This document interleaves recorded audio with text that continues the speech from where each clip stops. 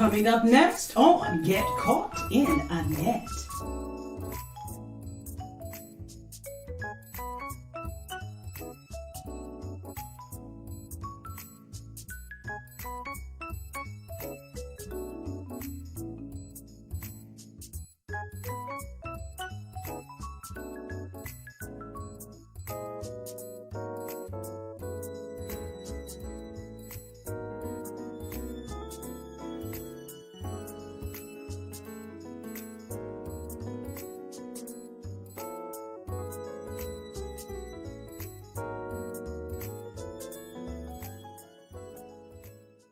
You are now tuned in to Mind, Body, and Soul with Annette, where your host, Annette Harris, analyze intriguing life questions and concerns, such as, do Christians suffer from mental illness? Have you wondered why they act abnormal? Or you may ask, what is really going on in their minds? Do you need Annette? Well, keep listening for a biblical understanding of the psychology of the mind. Hey guys, great afternoon. Welcome to another wonderful segment of Mind, Body, and Soul with Annette. I'm your host, Annette Harris. This show is brought to you by Get Caught in a Net Incorporated, of which I am CEO. I'm also your certified positive mental health ambassador and author of that nominated bestseller, Surviving a Silenced Heartbeat. Listen, guys, come on in. You know what I'm going to ask you to do? Let's bow our heads in prayer. Lord, we thank you for all things. We thank you for who you are and how you are. We thank you for these wonderful segments that we've been able to feature these wonderful authors, oh God, of the nominees of Distinguished Authors Guild. We ask that you would get the glory and bless us in the name of Jesus, we pray. And the opening scripture that I must quote is the first part of Hosea 4:6. And it states, my people are destroyed for lack of knowledge. Because thou hast rejected knowledge, I will also reject thee. And again, we are grateful to be here with you on this afternoon. I always say when you see my face around 12 o'clock, Central Standard Time on a Wednesday, it's time for you to come on and get caught in a net. And we are going to bring you another wonderful, great program on today because we have four more individuals that we are going to highlight, nominees of the Distinguished Authors Guild. I have been blessed. My book has been blessed to be nominated, but there are a whole slew of authors that have been nominated through this wonderful foundation. And so we wanted to take our platform to be able to highlight them and to talk about them, their books and their journeys. And so we've had wonderful individuals that come on already. So without further delay, I'm going to bring on my first guest for today. At the 12 o'clock hour, we are going to feature the beautiful Miss Pamela Jones is with us. Hello, Annette. Thank you for having me. You are so welcome. How are you doing? I'm well, thank you. Good. I am so glad to hear that. Listen, guys, I want you to do me a favor on today. I want you to share this live feed. I am live on Instagram. I am live on 2 pages on Facebook. Annette, Get Caught in a Net, and also Mind, Body, and Soul with Annette. I am also live on my YouTube channel, Get Caught in a Net Incorporated. At the end of the segment today, we will upload this to Intellectual Radio's YouTube channel, which is where Mind, Body, and Soul is housed. So we will have all those various outlets where you can view this particular recording. So I don't want you to be shy, guys. When you come in, you can ask questions. You can give your comments. Let my guests know that you are here. I'm going to make sure I place up here the name of her book when we get started and where you can find it. Go ahead and click the share. Make sure you can also tag individuals into this live feed. Throw up the hearts, the love button, the care button. Look, I'm telling you everything. Throw them all up, all the good ones, okay? All right, so we would really appreciate if you would do that and push this out for us. That's what you're going to do. Because if individuals are not able to watch it live, they can view it at their leisure after the recording is over. All right. So we're going to jump right in. This particular segment that was created actually last year when my book was published, again, is called Authors Unite To Get Caught in a Net. And I have met so many authors, and we're focusing on those who are the new authors, the authors that are have been established already, and we're talking to them about the drastic differences that they have made in the lives of their readers and those who will pick up their book, and then also to talk about their own personal journey. So that is the preface of Authors Unite to Get Caught in the Net. So Pamela, do me a favor. I have a little bit of bio, and it was on the back of your book. Uh, Yes, if you would not mind talking to us about who Pamela is in your own words, who is Pamela Jones? I am the daughter of the late Marie C. Jones. I have 3 children. I was born in the city of Atlantic City, New Jersey. I have 5 grandchildren. My oldest is 21. And this is my story. This Yes. is my story. I'm very popular in the Muslim community. I've been Muslim for over 30 years. Okay. And this is my journey. This is my truth. And this is what happened. Yeah. Okay. And just straight out, just right out there for you. Straight No, out. no holds barred or anything, right? No, not at all. I love it. I love it. Listen, guys, if you look down at the on the ticker, it will tell you the name of my guest again, Pamela Jones, and the name of her book, Five Shots. Mm-mm-mm. My Story, His Pain. That alone will grab your attention, okay? The title alone. So as Pamela's already stated, this is her story. So it says here this is a riveting true account about a victim of gun violence told with the passion, love, and clarity that only a mother could tell. At 17, Pamela's son, is it Stephen or Stephen? Can you Stephen. Stephen, okay, Yes. was shot 5 times by a stranger. Woo. Although now paralyzed, with the help of his family, Stefan is a survivor. All right. He is living and telling his story every day. So you've already given us a little bit of background about where you grew up in Atlantic City, and let's kind of jump in here. I want to talk to you about this book. Mm-hmm. So, and I'm doing a little bit different than I've done with my other interviewees, but let's I can understand why you probably penned the book, but what was the motivating factor there? Because, unfortunately, Pamela, you know as well as I that we experience situations like this on a daily basis, Yes. uh, but everybody doesn't write a book about it. So, what maneuvered and pushed you, encouraged you to write a book about this that's so dear to you, this that is Mm-hmm. so personal to you? So, talk about that if you would not mind. With so much going on in the world, and I just thought at the time when I wrote this book that it was a time for my story to get out.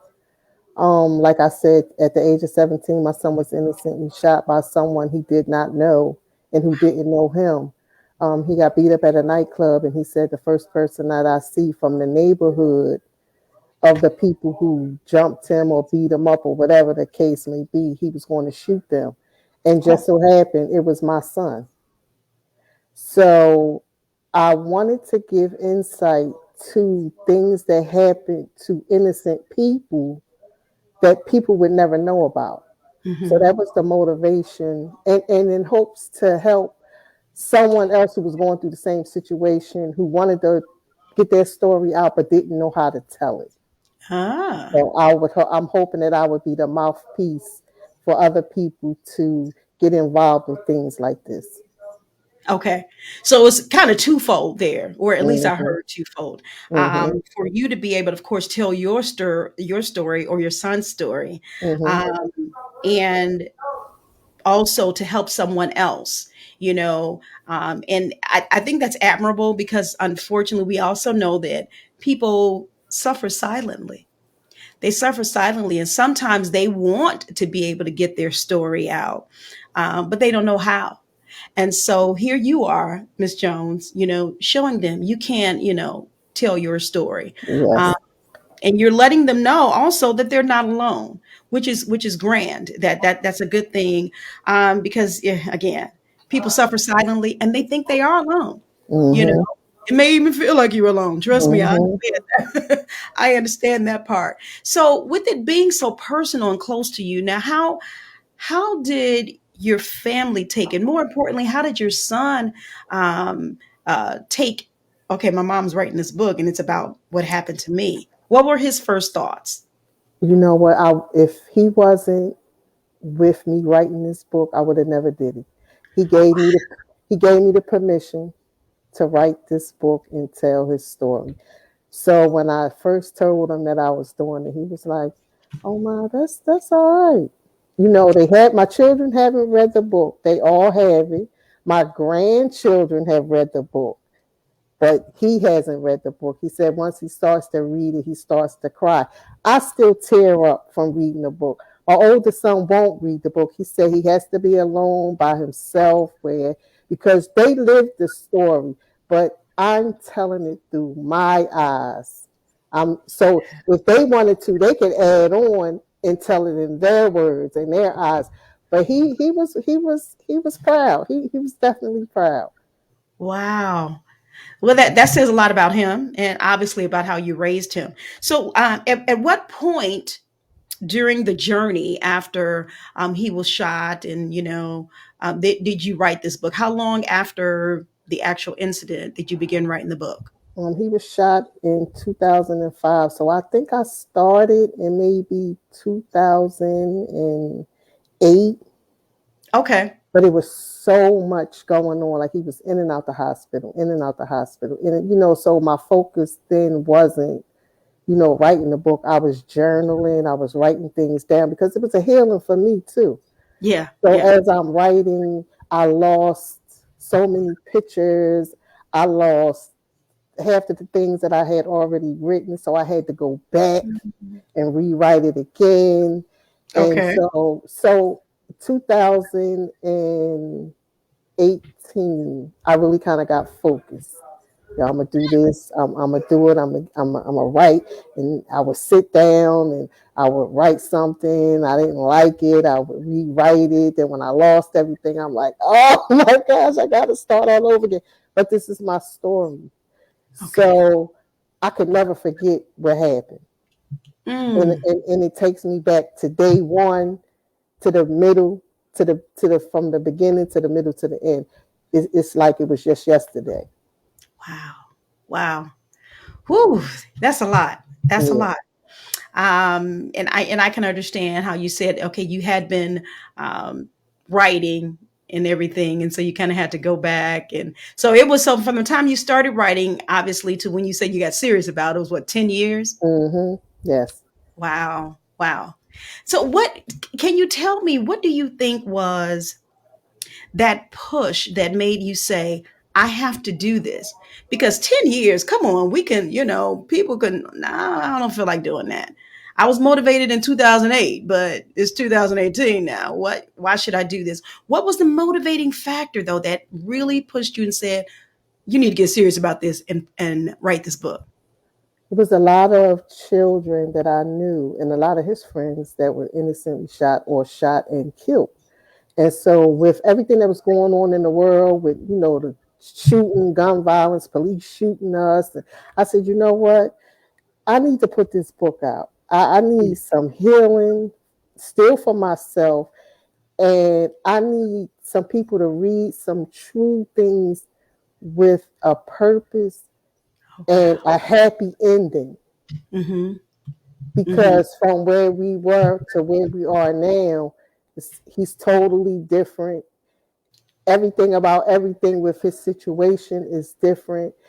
And he's a little happier than what he Okay. was. Okay. Okay. All right. That's good to hear. That's Yeah. wonderful to hear. Because like you said, and I'm sure it wasn't an easy journey, but it's wonderful to hear because you said yourself, and we all know, we see these things happening all around us every day. And Mhm. unfortunately, everything doesn't turn out in a positive sense all the time for some people.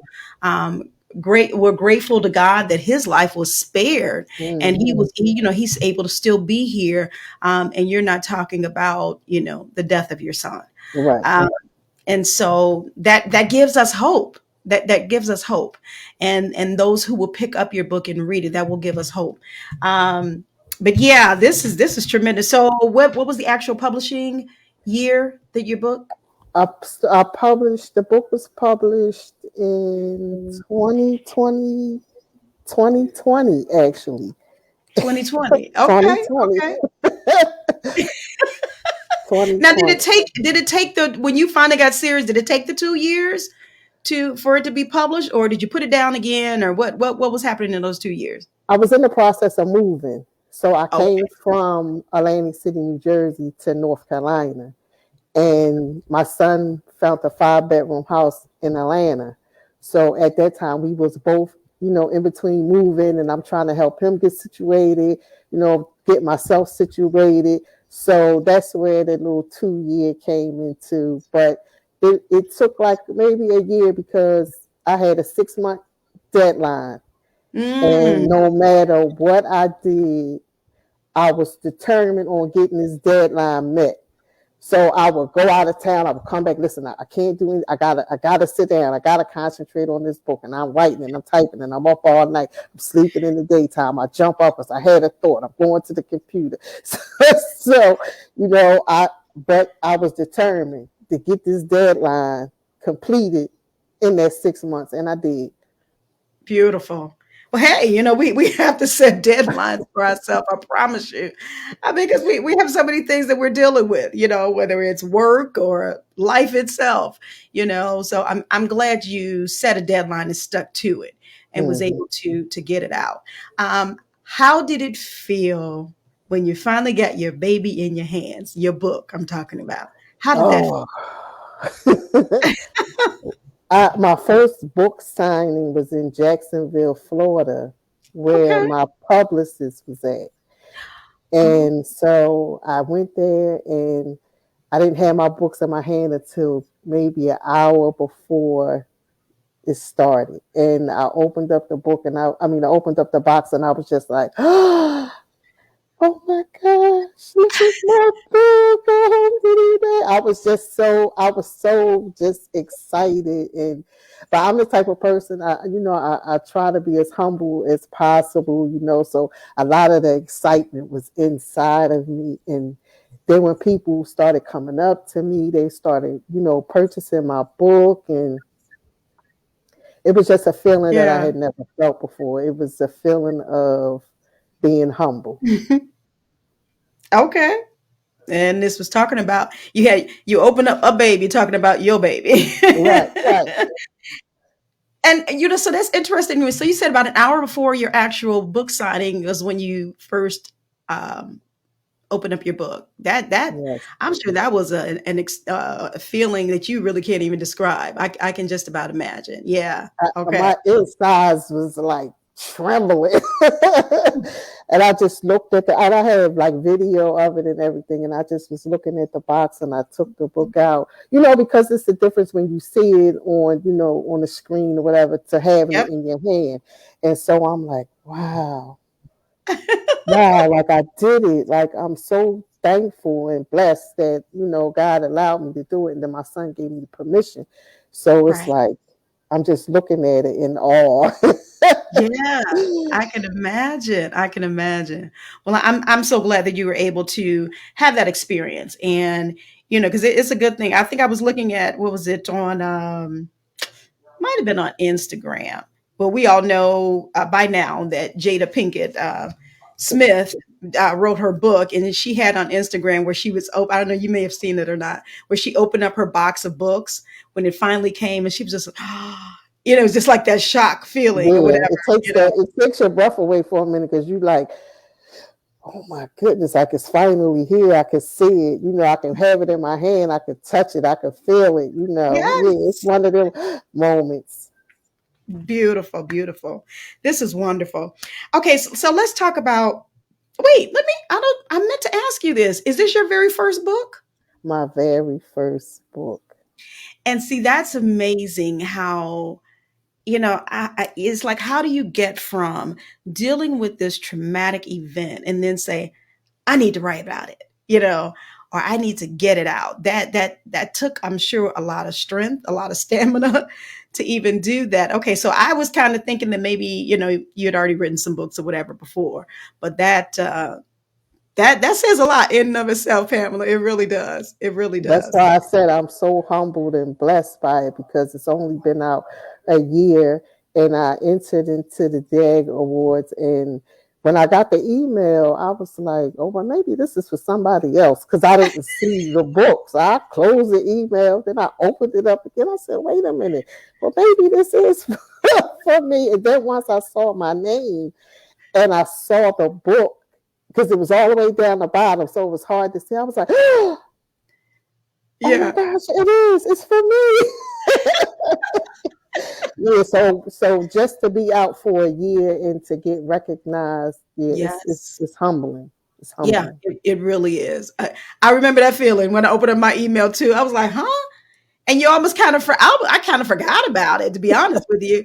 And I was like, oh my goodness. So I know that feeling that you referred to. Yes. But it was such a pleasant surprise because of this foundation, Distinguished Authors Guild. I think they just do they're just phenomenal, because they're always reaching out and giving back and paying it forward. Gina, I just love me some Gina. I'll brag on Gina all day long, but it's just wonderful to be associated, affiliated, and of course to have the nomination. So now that we understand what your reaction was when you found out that you were nominated, that's a good thing. Now, tell me some of the other things that has happened since your book has been published, aside from the nomination. I have sold my book from Atlantic City to Canada.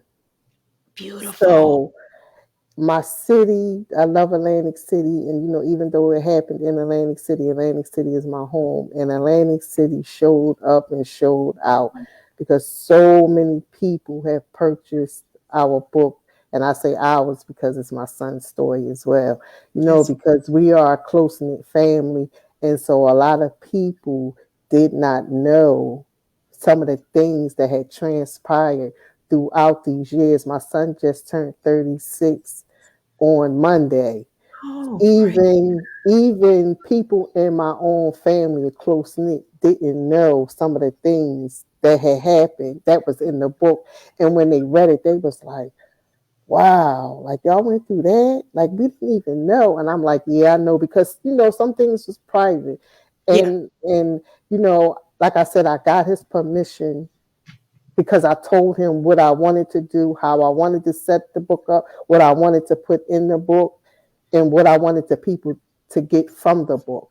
Yeah. So I knew it was a lot of personal pictures and things like that, but he told me to do what I do, tell my story. And so that's what I did. All right. Well, I'm grateful you were obedient. I'm grateful you were obedient and you were able to get it out. Because again, you're not just helping, because when we write, and I think I was talking about this last week with some of the other nominees, it's cathartic to write, and you're able to get things off of your chest. You're able to heal yourself. But then, as we already stated earlier, in addition, what you're doing is helping someone else. So this is tremendous. Let me recognize a few of you that are on here. I do appreciate you guys coming in and listening. Janice Pritchard says, greetings, liked and shared. I appreciate that. Natalie Murphy joined us. Thank you so much. We had Natalie on the other week, and it was so great to talk to her. Also, Buddy Gill says, good afternoon, everyone. Good afternoon to you, Buddy Gill. We appreciate you for coming in. Yeah, this is great. And there's some more of you that are on, but I don't, because you don't type anything or say anything, I can't recognize your name. Y'all know how Facebook has stuff set up. They kind of like, okay. All right, we want to talk about that. Anyway, so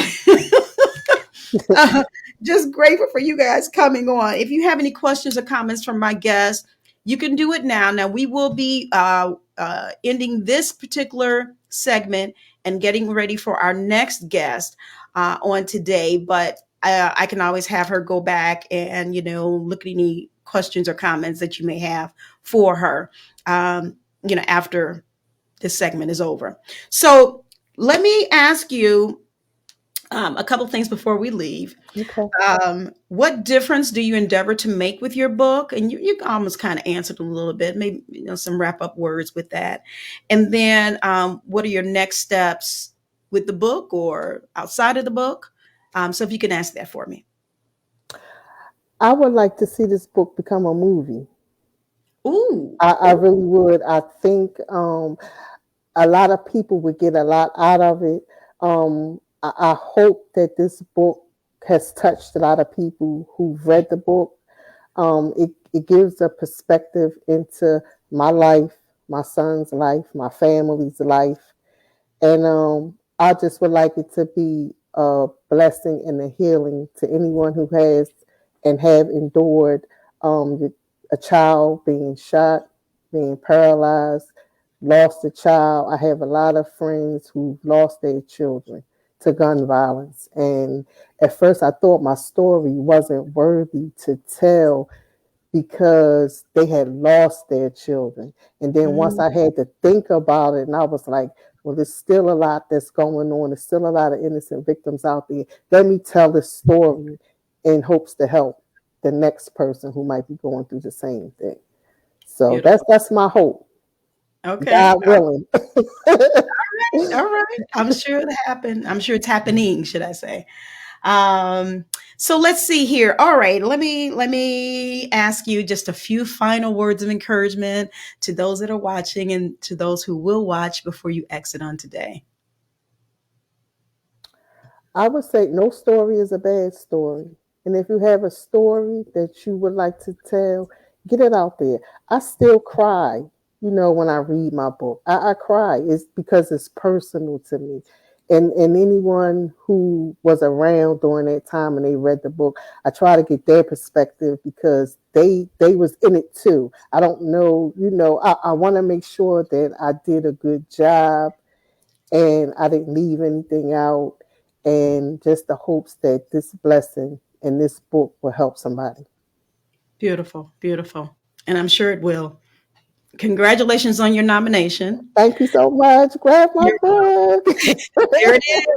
She's showing a copy of it, guys. 5 shots. My story, his pain. And as you can see, it's available on Amazon, Ingram Sparks, or you can contact Ms. Jones directly. And you are on all social media outlets? Or Yes. I'm on TikTok. I'm on Instagram. I'm on Facebook. As Pamela Jones? Wafia Muhammad on Facebook. Don't _judge outerwear on Instagram, and Pam Jones on TikTok. Okay, I'm going to need you to do me a favor. If you're able to, once you exit off of here today, can you please put those handles, those social media handles, on the comment section of this particular feed? Okay. And then that way they'll know how to contact you directly if they, don't go to Amazon or don't go to Ingram Sparks to get their copy of the book. So we want them to be able to make sure that they have no excuse and are able to contact you. So and I autograph all of the books that I send out. Beautiful. I put a personal message in there. Okay. I love it. Hey, make it a little personal, and I'm sure people appreciate that. Yes. All right, Pamela, thank you so much for taking time out with me on today. I appreciate you. I appreciate the interview and discussing this wonderful book with you. And I'm not sure if you'll be in Vegas. If you are, I'll see you there. We'll meet in person. And if not, we'll meet in person some other time. I'm definitely, God willing, I will be there. I will be in Vegas. Wonderful. We will see you there, and then we'll see you then. All right. Well, you take care of yourself, and I bid you Godspeed, and I pray that God would just continue to bless you. Thank you. Thank you so much for having me. Thank you, guys, ladies online. Thank you. All right. You're so welcome. You're so welcome. All right. As she's exiting on today, guys, please do not forget, I'm going to leave up here until my next guest comes in. Pamela Jones, author, 5 shots, my story, his pain. Woo-wee. I told her at the beginning, I said that title alone will grab your attention. Okay. And so if you're interested, please make sure you go to Amazon, Ingram Sparks, or contact her directly. And I did ask her, and she's going to, when she gets a chance, she's going to type in her social media handles so that you can contact her directly. She's on Instagram, TikTok, Facebook. And I want her to make sure she puts those exact handles in there. That way you can contact her directly. Guys, isn't this like tremendous? I am loving this. I'm loving being able again to network and meet these authors. Oh my goodness. And it's just so amazing. Yeah, I think I mentioned this, was it last week, maybe with Natalie? It's almost like when you purchase a vehicle, say you purchase, I don't know, I'm just throwing something out there, Mercedes-Benz, whatever particular kind of Mercedes-Benz. And as soon as you purchase it, you'll see all those that same particular car on the street, the same one that you just purchased. You'll start seeing it. And it's like, I'm saying that I'm liking it until, once you become an author. I became an author last year, thank God. And so I have been blessed. I mean, tremendously blessed to be able to network and meet so many authors. And I'm grateful for that. You're in a different arena at that point. And so you're able to meet new people. And so this is what we need.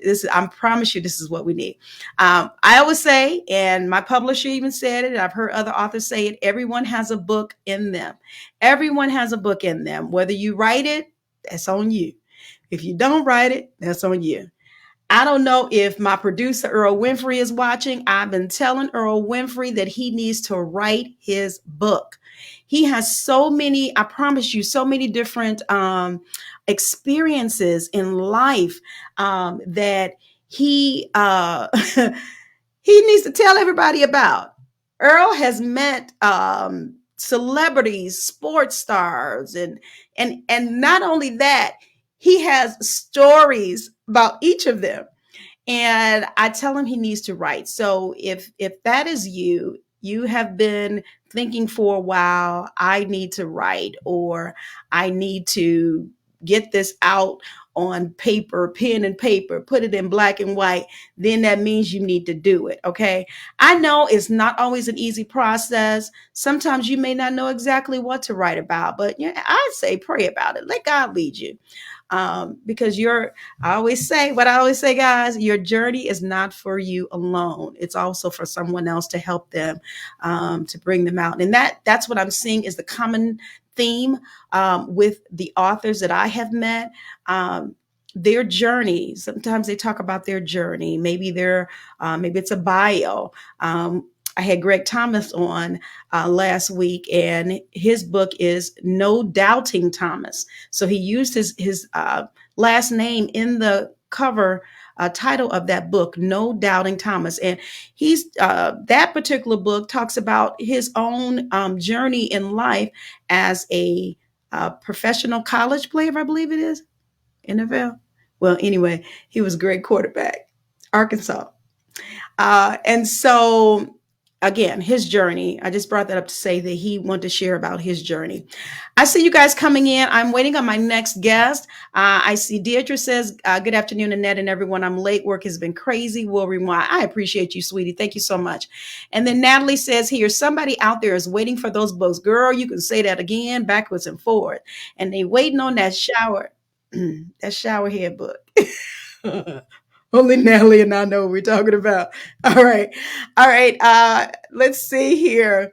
Okay, so I am looking. I'm waiting for my next guest, Dr. Carolyn Stephens. If anybody is talking to Dr. Carolyn Stephens and know where she is, then you can make sure to tell her I'm waiting on her. All right, because I have the other ones lined up. Michelle Dawson is at 1:00, and I believe I do have Mr. Howard scheduled.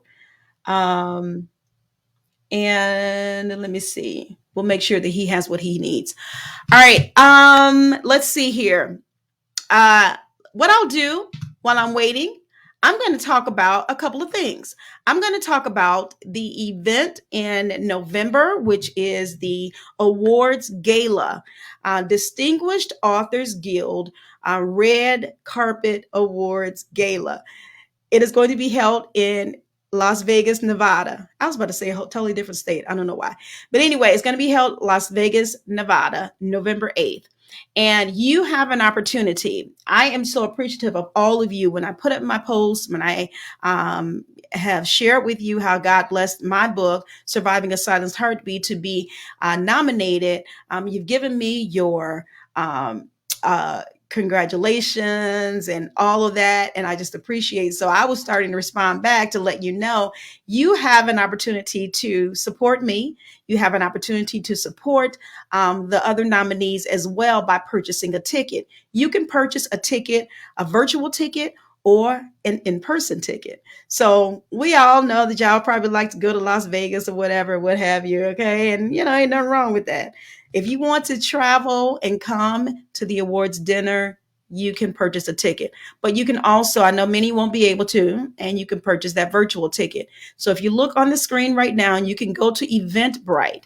The link is there. You can go to Eventbrite and purchase your ticket. Please do it today. I encourage you to do it today. We're trying to get these in because what is happening is that the ticket proceeds of the purchase of these tickets will go to support $1,000 scholarship for 10 college students. I believe Gina said 10 college freshmen. So we encourage you to please purchase your ticket. Now, if you're going to purchase a ticket and you say, I want to support Annette with Surviving a Silenced Heartbeat, go ahead and do a hashtag SASH. That is the acronym for my book. So if you're going to support me, you say, I want, the money to go to Annette or to support Annette Harris, then please do that. Go ahead. I don't want you guys to forget. Oh, wait, somebody said they're glad I reminded them. Okay, let me keep reminding y'all. So there are tickets to be purchased. And, I want you guys to please, please, please. This is for a worthy cause. You're not only encouraging us, the nominees, you're not only encouraging myself as a nominee, you are going to help support college students that need it. Now, how many of y'all know? Y'all know college is expensive, right? Okay. And we know that whatever we can do to help, we should be able to do it. I talked about Gina Gatson earlier, and I still say that woman has a heart of gold. And I know that she says she can't do anything without God, and God instructs her and gives her what to do. So I think it's just absolutely wonderful of her giving heart to allow the proceeds from the ticket sales to this gala that she is over to go for scholarships. All right, so let's see here. Buddy Gill. Buddy Gill, I love you, Buddy Gill. He says, thanks for the reminder about the ticket purchase. I do not want to forget this. I intend to support, and I appreciate you. I thank you so much for even your willingness and your desire to support. I do see you, Minister Gloria. Thanks for coming in. Blessings to you as well. And is that Joe McCord? All right, Joe. Thank you for coming in. I appreciate you. Yeah, this is tremendous. Miss Pamela did place in my inbox the information to be able to reach out to her. I'm going to see if I can put this on the screen. She's on Facebook as Wafaya Muhammad, and on TikTok as Pamela Jones, and on Instagram, Don't Judge Outerwear. Okay, so she's got a couple different handles here. All right, so guys, make sure you reach out to her. You can look at the bottom of the screen, the comments rather, and you will be able to contact her directly. Again, if you're looking for her book, 5 Shots, My Story, His Pain. That was my first guest on today. So what I'm going to do, guys, is to see if you guys, did you get a chance to watch any of the other previous shows that we did? Again, we started out October 6th with Gina Gatson. Let me get this right. Gina Gatson, that was a Friday. She's the founder of Distinguished Authors Guild. And then we also talked to Teresa Hickman, and the name of her book, do I have it here? Oh, you all forgive me. All right. We had Teresa Hickman. I Can Just Try. I just remembered that one. And then Takesha Wade. We also had her to come on October 6th. We also, the other show that we had was on October 11th, and we featured Michael Bailey, and then Natalie Murphy and Greg Thomas. Then we came back to you last Friday on the 13th, and we featured Tamika Strickland and Kat Cool. Now, again, you guys can go back and watch those particular segments in its entirety. The name of those segments, again, Authors Unite to Get Caught in a Net. You can go back on my Facebook page, YouTube, and also on my website, getcaughtinternetradio.com, to watch those particular segments. Again, we're just highlighting these individuals. We are excited with them that they have been nominated along with myself through the Distinguished Authors Guild. And it feels good to be nominated. You know, it feels good to have your book recognized. We don't want to take it for granted when we are. We just appreciate the opportunity to be able to talk with these individuals, talk about their journey, talk about their books, how they even came across, to even write that particular book. And some of them are not first time authors. They have written a number of books before, but their particular book that they were nominated for is what we've been highlighting. And so I just am so grateful and excited about this opportunity. So, as we're waiting on my next guest, you can go to Eventbrite, guys. Go to Eventbrite. Let me put that back up on the screen, because we want as many of you that can support us to do so. You can go to Eventbrite. I'm so excited about this particular awards gala. I cannot wait for it. I am there for it all the way. God is doing great things for each of us. So again, go to Eventbrite and purchase your ticket today. You can purchase a virtual or in-person ticket. Okay, you can do that. You can come to Vegas. Come on to Vegas. Y'all want to come to Vegas and hang out with Annette? You can do that. I've actually had some individuals who live in Vegas or who frequents Vegas a lot say that they're going to see if they can get there. But yeah, this is going to be tremendous. Again, if you're supporting me directly, please make sure when you go to Eventbrite, you use the code SASH. SASH. And that is actually the acronym for my book, Surviving a Silenced Heartbeat. So let me do this while we're waiting. I am just going to play a little video that talks about Annette and Surviving a Silenced Heartbeat being a nominee. Take a listen. This is Annette Harris. I am pleased to announce that Surviving a Silenced Heartbeat has been nominated for the 2023 Literary Award through the Distinguished Authors Guild. I am personally inviting you to come, virtually or in person, and celebrate with myself and the other nominees. This exciting award ceremony will be held in Las Vegas, Nevada, November 8th, 2023. Please visit Eventbrite by clicking on the provided link and use my code SASH to support me. Congratulations to all the nominees.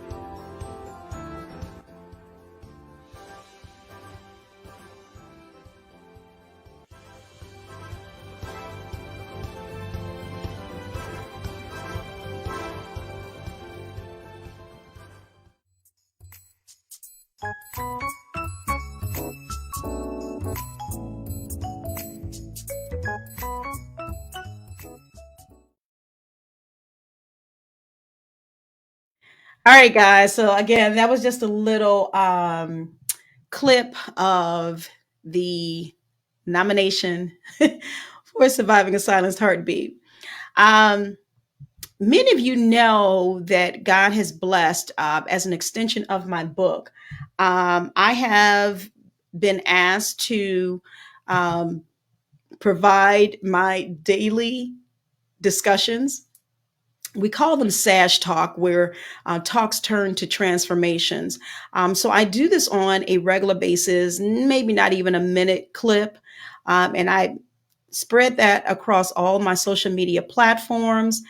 And so God opened up a door on WCGM, Windy City Gospel Music online radio station. And they asked me to provide them with daily recordings. And so I do that. So I do encourage you to make sure that you tune into WCGM. They have great gospel music playing 24 hours a day.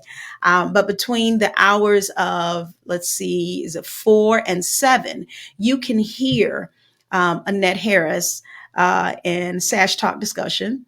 Many of you say that you have enjoyed listening to it.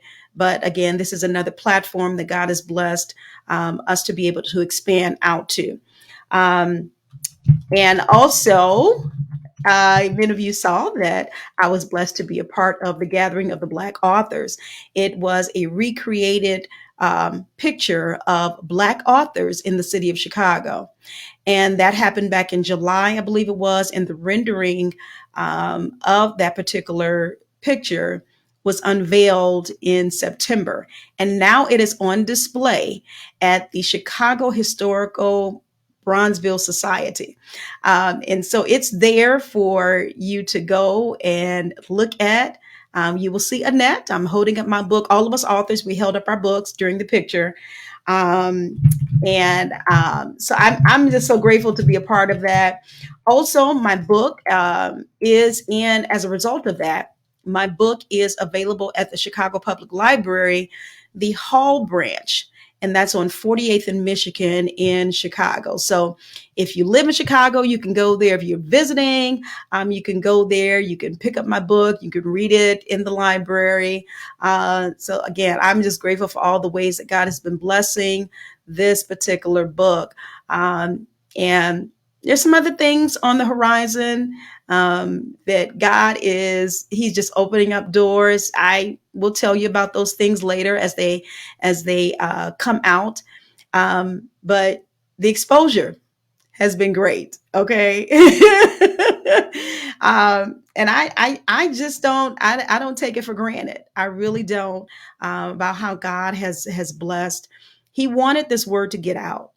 And I am just grateful that I'm really grateful that I said yes to God and that I told him that I would go ahead and write this book. It wasn't easy.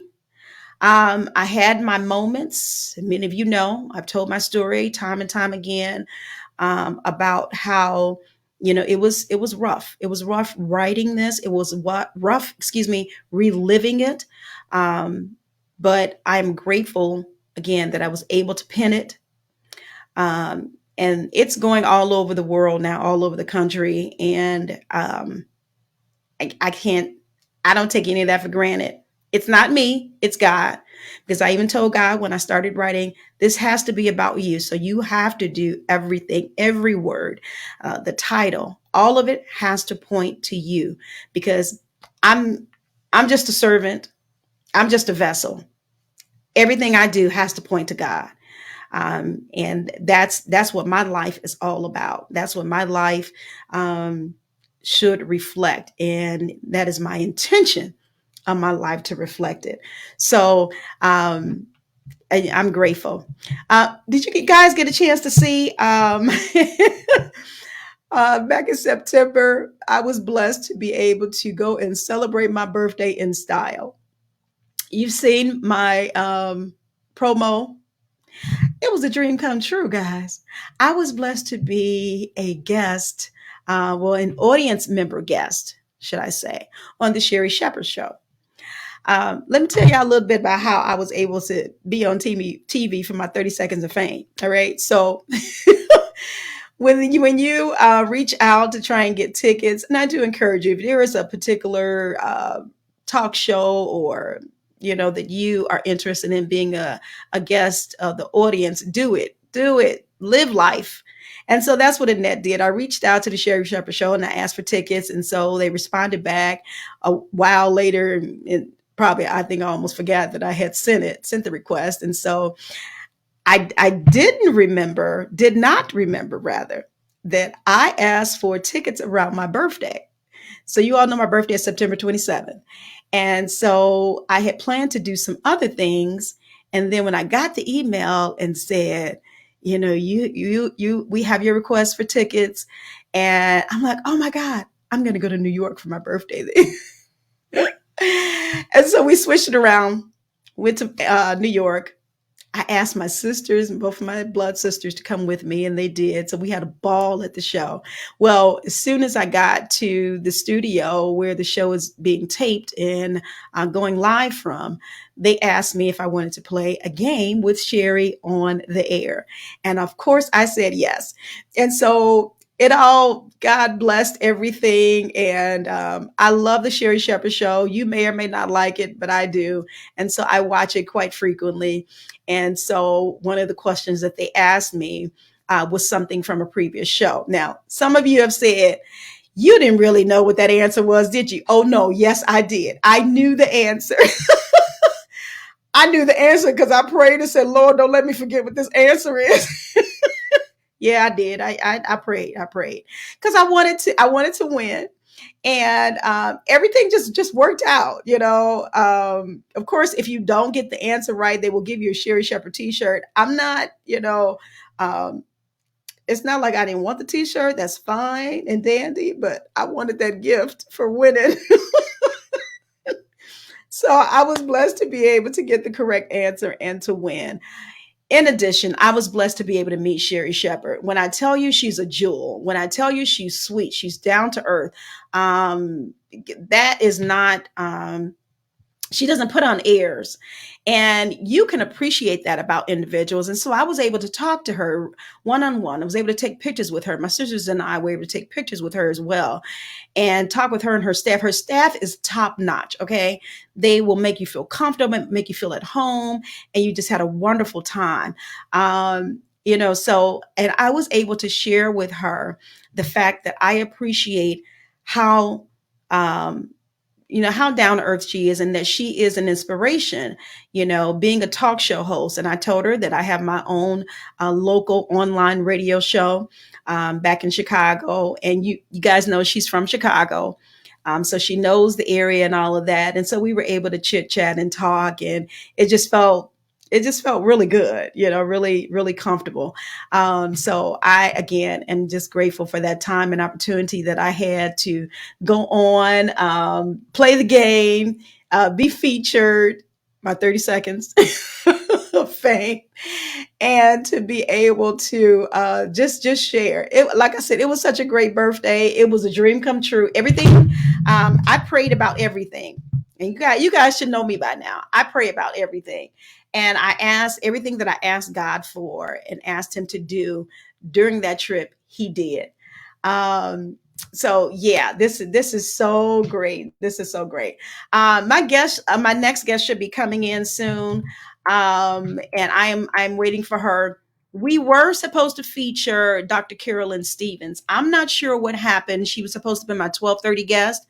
And I am looking forward to my next guest then, which will be Michelle Dawson. Michelle Dawson will be my next guest coming on, and she's a sweetheart. I've gotten to know her since we have come together through DAG, through Distinguished Authors Guild. So Michelle Dawson herself, let me see, the name of her book is, let me get that for you, because we want to be able to feature her as well. Caterpillar Dreams, Butterfly Visions. And Caterpillar Dreams 2 Butterfly Visions. And so she's going to be my next guest, guys. And I don't want you to miss out on talking with her, seeing her, interacting with her as well. So Yeah, this is great. This is great. This is great. So she just told me she's going to be logging on in a few minutes. Do you guys have any questions or comments? Come on, I see some of you are on here. Talk with me on today. I don't want to do all the talking. Let's see. Is that Larry Jones? Wow, Larry Jones. Thanks for coming on. I appreciate you. That brother, I'm telling you, he is a busy man. And so I feel privileged. I had to put my eyes on guys so I can see who else is on here. Um, he's a busy man. Stocks, trading. Uh, y'all look up Larry Jones. Give him a little shout out. The Jones family, we've been knowing them for probably over 40 years now, and just grateful for the things that God has been blessing them with, and blessing them to do. So, yeah, this is great stuff. Great stuff. What you guys been up to? Guess what? The holiday season is coming up. I promise you, I love Thanksgiving. That is one of my favorite, absolute favorite holidays. And I know we're in October, but next month is November, and that starts off the holiday season. I love the holiday season. I do.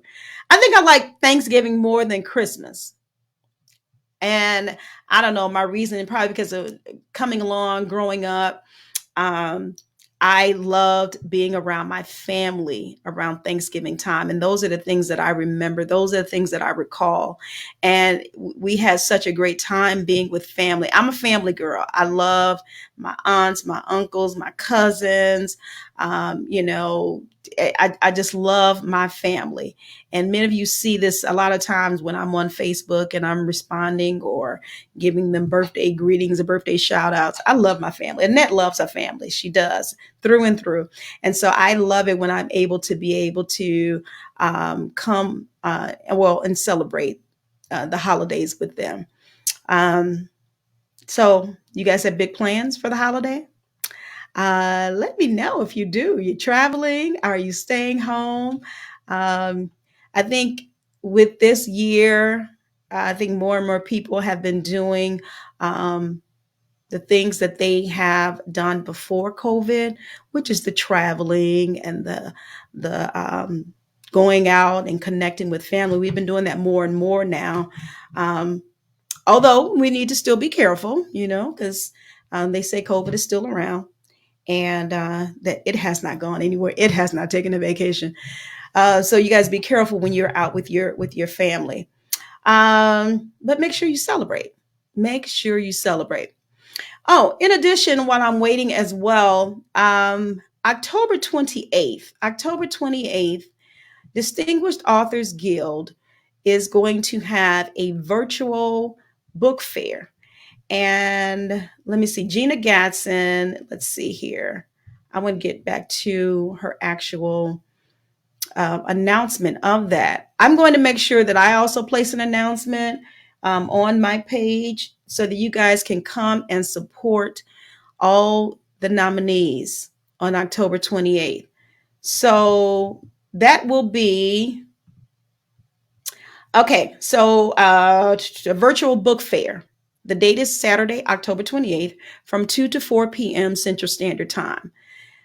It's going to be held via Facebook Live, and the participants who come on, the authors who come on, they're going to be able to feature their book. So you know how you go to the different book fairs or you set up a booth at a book fair? It's going to be like that, but it'll be virtual. And so if you are desiring to purchase a book, whether it's my book or any of the other authors or all of our books, you can do so on that particular day. It's just another way for us to be able to highlight the authors and to be able to get and push their books out. So make sure you put that in your calendar. Saturday, October 28th from 2 to 4 p.m. Central Standard Time.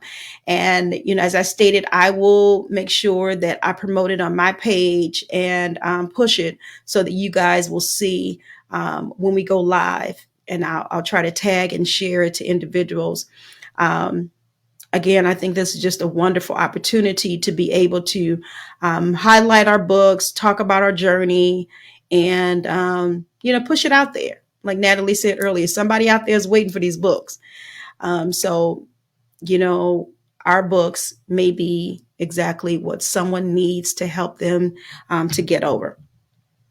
So yeah, this is great stuff. I want to go ahead and I am going to play the promo again for this particular segment.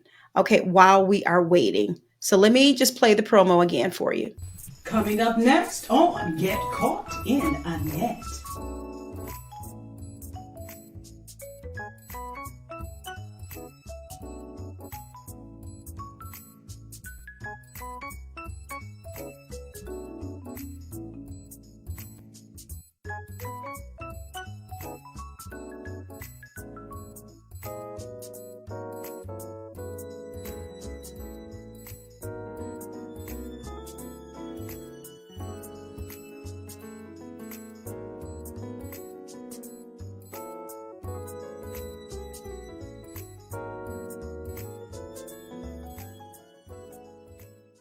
You are now tuned in to Mind, Body, and Soul with Annette, where your host, Annette Harris, analyze intriguing life questions and concerns, such as, do Christians suffer from mental illness?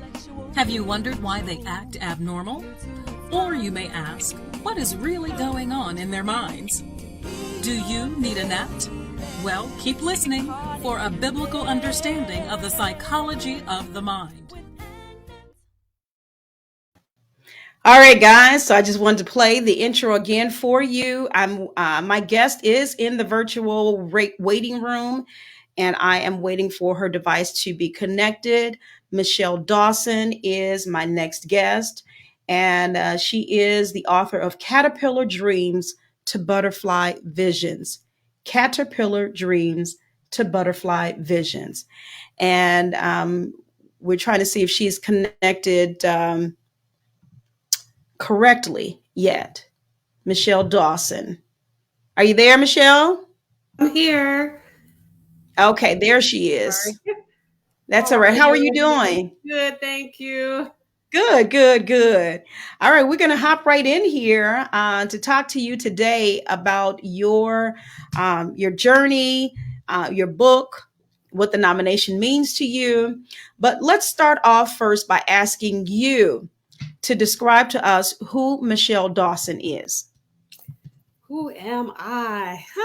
I am a creative spirit, mother, wife, author, Zumba enthusiast, yoga instructor.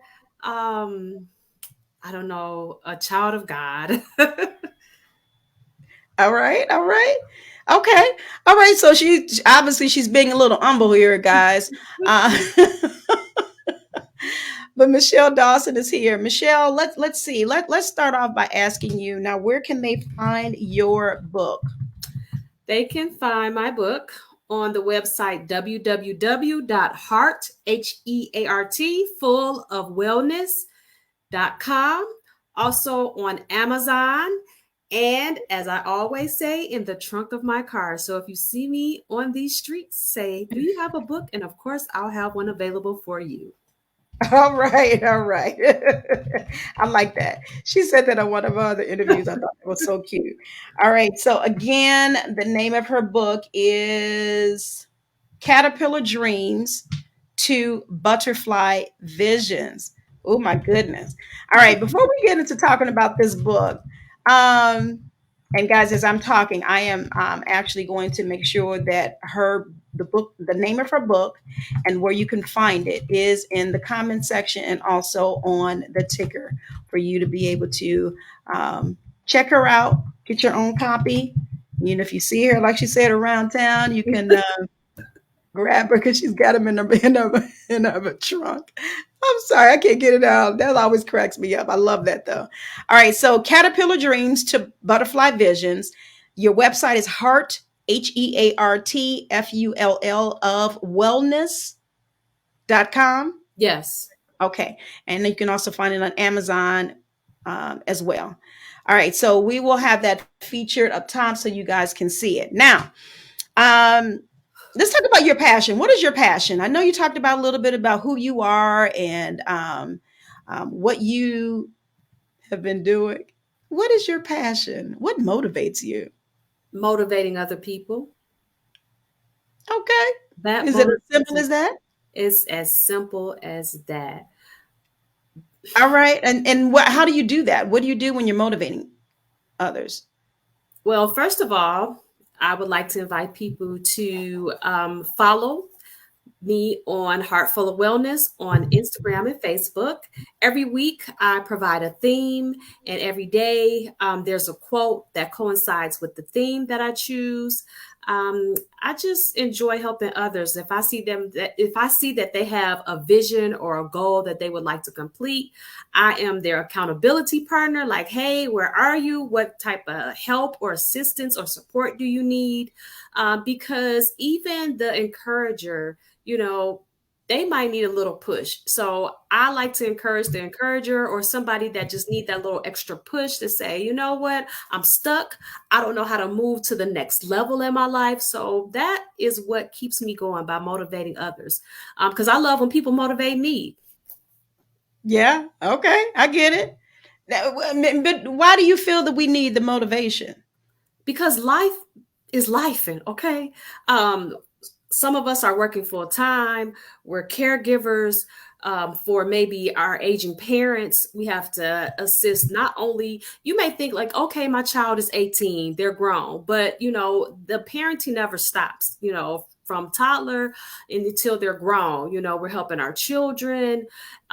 We might be volunteering in different organizations, and sometimes we just feel overwhelmed and we need somebody to say, you know what, pause for a minute, take a break. What do you need? How can I assist you? And I found sometimes that I become overwhelmed and I need, those true friends or individuals that say, what do you need? How can I help you? So I would like to be that light in other people's lives to help them shine. Okay. All right. Yeah. And we all are facing a lot of things. Sometimes all at once. Mm-hmm.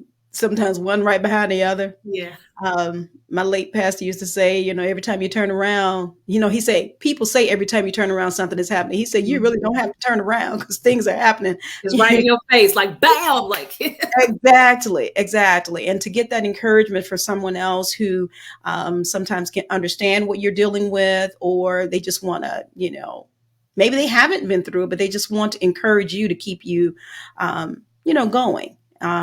Yeah. And I love it. I love to be able to help others. That is my desire as well. So when we're kind of connected in that sense, you don't want to see people fall. You don't want to see them I fail. watch your videos on Instagram and they are very encouraging and enlightening. So I enjoy it. Thank you. Thank you. I appreciate that. Thank you so much. Yeah, this is great stuff. We have to we really have to, kind of get out of our own comfort zone and kind of motivate, encourage someone else. And like you said, I want to be encouraged as well. So that's good stuff. Again, guys, look at the ticker. You will see her name, Michelle Dawson. She's the author of Caterpillar Dreams to Butterfly Visions. And you can go to her website, heartfulofwellness.com, Amazon, or you can catch her and tell her to get it out of her trunk. Okay. All right. All right. Great. Thanks for talking about your passion and what's important to you. So when you're writing, let's talk about this book. Number one, how do we come to this particular title? Good question. Because it represents the phases of a butterfly. You start off as a small seed, tiny seed, and that's what we must have in order to conquer our dreams or visions. We have to have that mustard seed faith. Then, we become the caterpillar, and, that means that we're crawling on the ground. And sometimes before we can even walk or run, we have to crawl. And then at times we're in that dark space. We're in a cocoon and we can't see the light. But then once we do evolve during that process, when we're in, the cocoon, then we emerge and our wings spread and we fly. So that's how I came up with the title. And plus, I absolutely love butterflies. I have on a butterfly now. I have a butterfly on my wrist. I have a butterfly tattoo. So, and it just represents change. And sometimes, going through that change is a struggle, but when it's over, it blossoms into something beautiful. Oh, I like that. Yeah. I really, really like that. I don't know if Beatrice is still on. Beatrice is a butterfly lover. Okay. So one of my good friends. So yeah, I can understand, that aspect of it. And you broke it down so beautifully, and how we can, sometimes crawl before we walk and everything. But at the end of the day, we wanted to blossom and be this beautiful butterfly. So your dream. But something else that I wanted to point out, even when we go through that cycle, we can go through that cycle many times through life. You might just say, okay, now I'm the butterfly, but sometimes we can revert back to that, just that part of disbelief, like we can't do it. So it's an ongoing cycle that we can embrace that'll help us remember that, okay, I might be in a dark space right now. I feel like I'm crawling, going backwards. But in the end, if you have faith, you can overcome anything that you put your mind to. Yeah, yeah. Ooh, now y'all see how she's doing. She's trying to mold y'all thinking, and which is a good thing. That's good. We need that. We definitely need that. I was talking with the first guest earlier because sometimes we feel like we're alone in this journey. Whatever it is we go through, sometimes it can be a little bit overwhelming, and you may be, I'm the only one that's going through this. Da da da da da. But when you hear how someone else, has gone through a similar situation and how they came out on the other side, that will help motivate you. We talked about that when Pamela Jones was on earlier. Let me read some of these comments here. Tiffany says, this is so true. And she said, yes, I need this every day. And she's giving you congratulations on your book. Wonderful, wonderful. Thanks for coming in. We had Tiffany on also in our Authors Unite to Get Caught in the Net. She's not one of the DAG nominees, but she's an author and a publisher and everything else. As she always says, she's more than a publisher. This girl, she does magazines and all of that. Just great. Just a wonderful woman of God. So thanks for coming in. And Natalie says she just started following me. Thank you. I know this is so sweet. I can't get over how exciting it is to meet and connect with all the authors. It's just a wonderful blessing, and then to hear about their own journeys and their literary journey and how they even got to this point. I set my platform to be able to interview you guys, but you guys are blessing me. So this is wonderful to be able to have.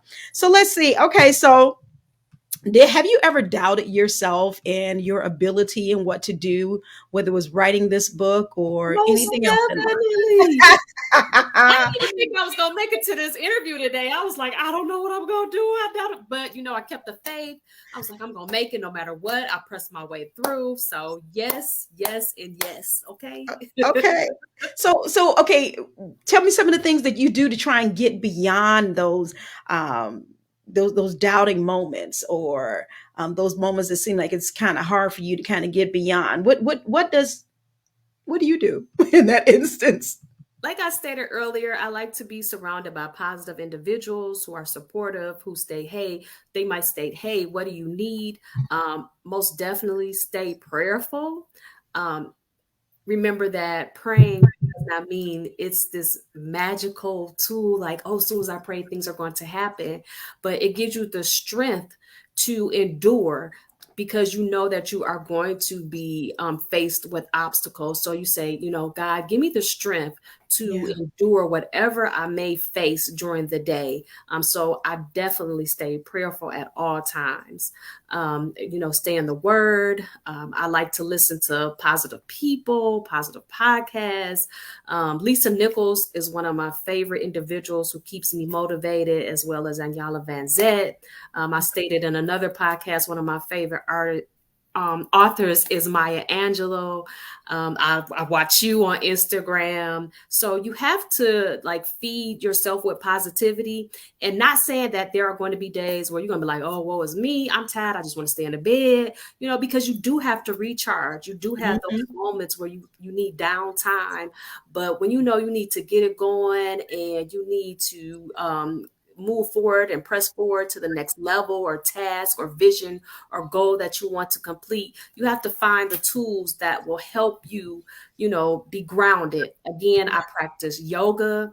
I enjoy Zumba. It doesn't matter if you can dance on beat or off beat, dance to your own rhythm and just have fun with it. So you got to find tools, if you need to talk to a counselor, if it comes to a point where you're just too stuck and you leaned on friends. And some people who are Christians, they may feel like, oh, I can't go to a counselor. That means that I don't trust God.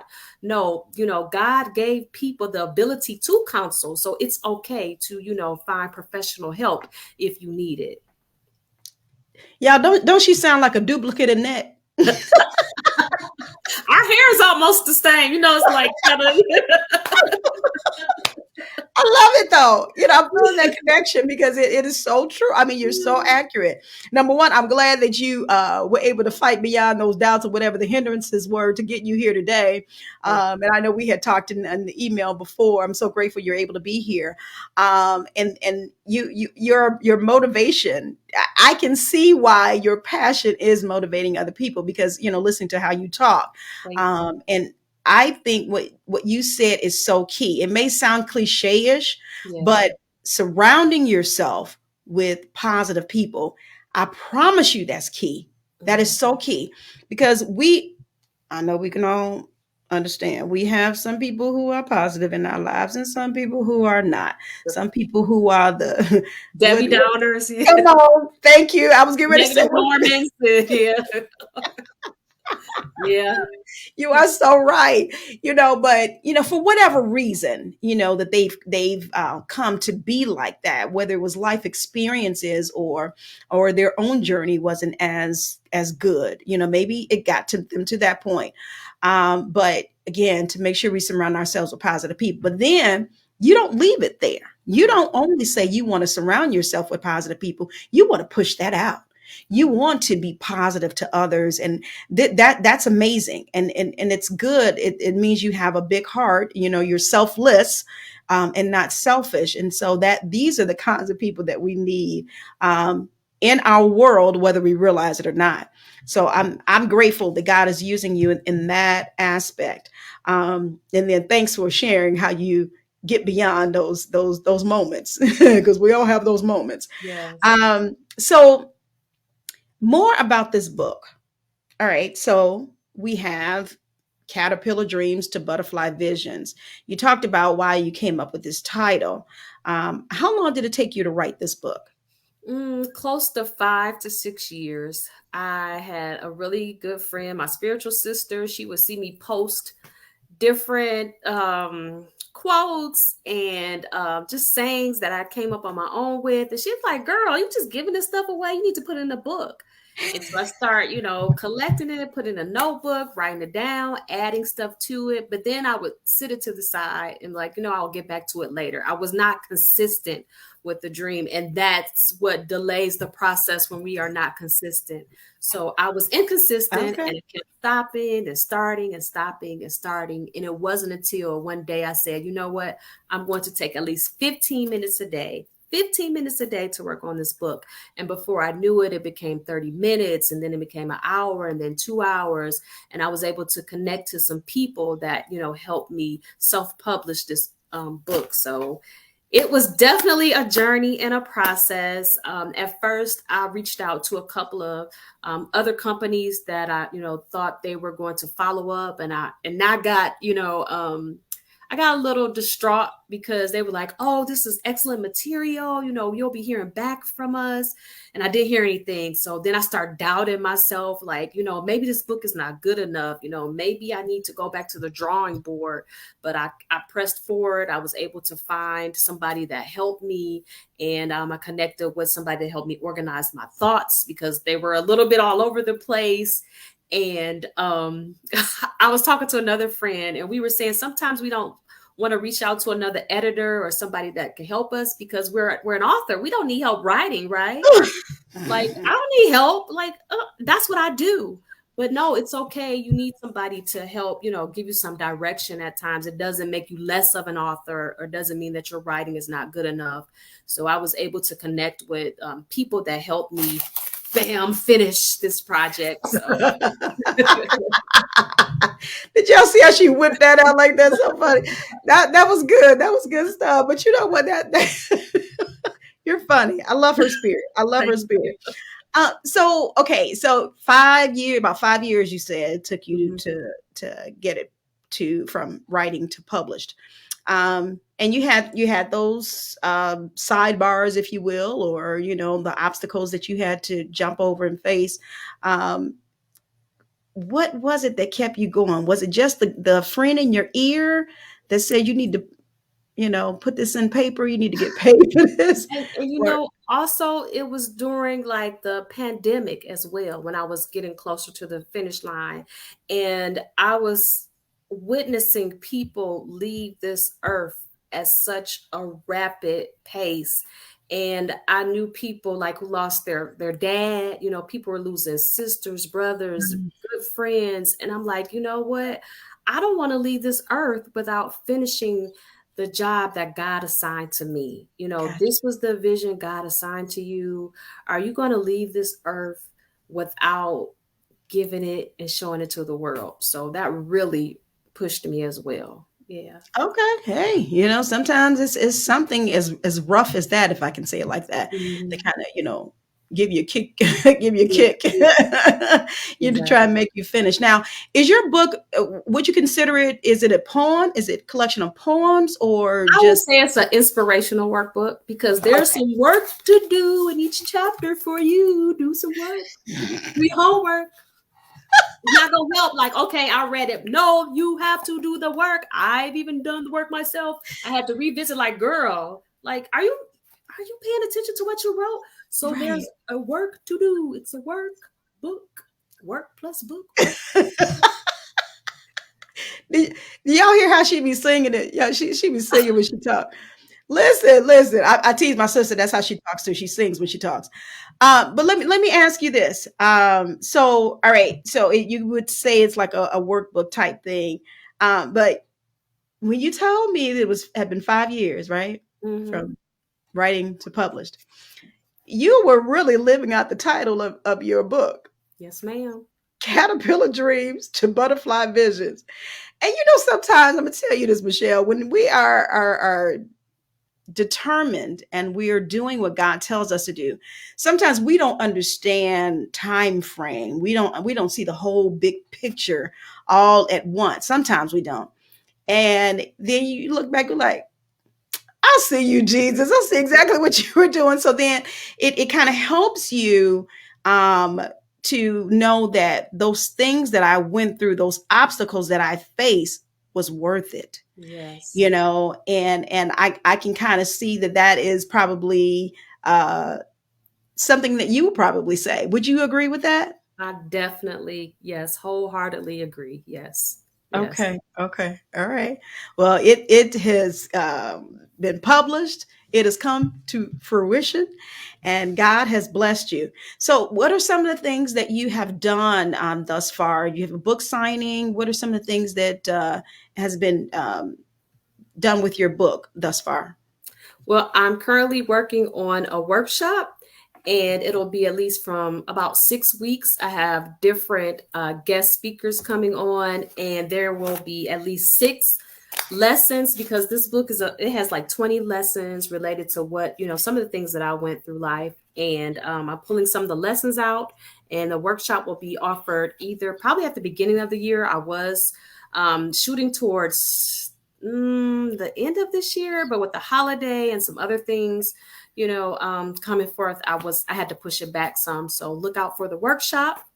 And I'm also going to have a conference. I'm partnering with some other really good friends, and we're working on a conference as well. So some big things are coming in 2024. And I also want to throw this in it's okay if you do have a vision, you have to push things back. Don't give up on it.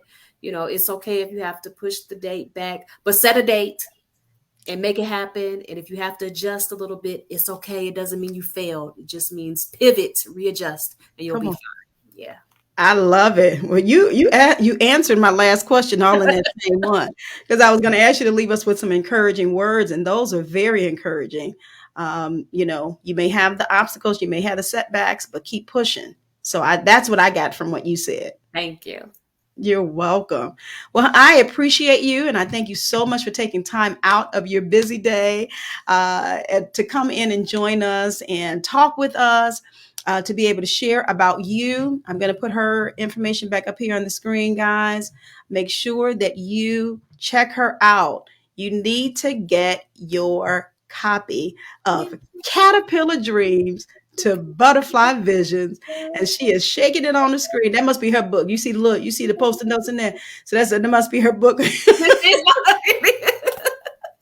Trust me, I understand. Look, my book is all bent and everything. But that's okay. It's our baby. So it's okay. Yes. We can do it like that, right? Thank you for having me. This is going to help me for the rest of the day. This motivated me to finish out the rest of my day. So thank you. I'm grateful for that. I am so grateful.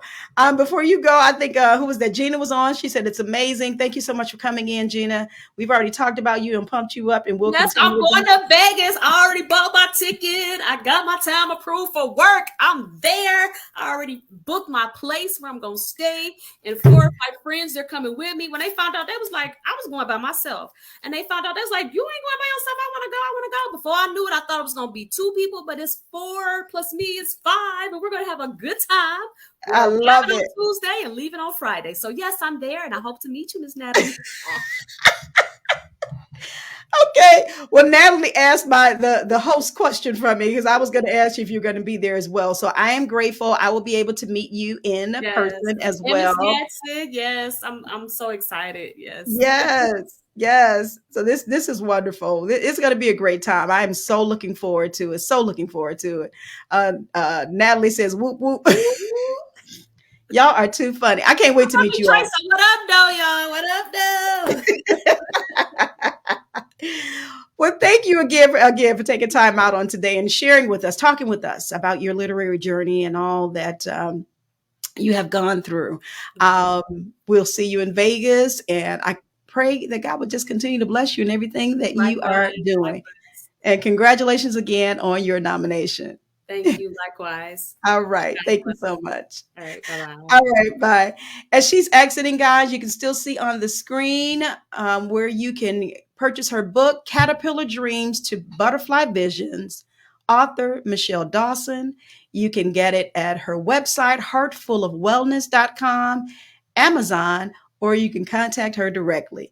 If you see her, she said, in those streets, you can get to her because she has books in her trunk, as do I. So I get it, honey. I get it. All right. This is great. So thank you again so much, Michelle, for coming in on today. I'm going to bring in my last guest for today. Guys, don't go anywhere. I am featuring Mr. Howard. I'm bringing him to the virtual stage. Mr. Howard, how are you? Can you hear me? Well. Yes, ma'am. Good. I am so glad that you were able to hop on with us on today. I know Mr. Howard had a little technical difficulties earlier or before, and he was able to get them worked out. He's here with us on this afternoon. So I'm so glad that you're here. So why don't we just jump right in, Mr. Howard? Why don't you tell my audience a little bit about you, a little bit of background about Mr. Howard and who he is? Honestly, thank you for having me, first of all. And I have to say that the book is a whole lot more interesting than me. Okay. I have a little bit of difficulty talking about myself, but I am a retired former business owner. Retired by way of an accident in 2001. Ergo the stutter and all the other issues that I have. But I am again a former business owner. I had two rather successful businesses, and I made the mistake of saying one day, "Lord, I want to retire early," and He said, "Okay," and He pushed a truck out in front of me. Oh, I'm so sorry. Well, it's not your fault. You didn't push that truck out in front of me. Well, you know what? Okay, I have to explain. I've got a twisted sense of humor. I mean, okay. My sense of humor ranges from dry to morbid. So if you don't have a thick skin, it probably wouldn't do you well to have a conversation with me. Okay. I mean, I don't see life the way I want to see it. I assess life for what it truly is. So I write obviously novels and I script a weekly opinion column for a newspaper back home in Georgia. And oh gosh, I write philosophy, I write poetry, I write short stories.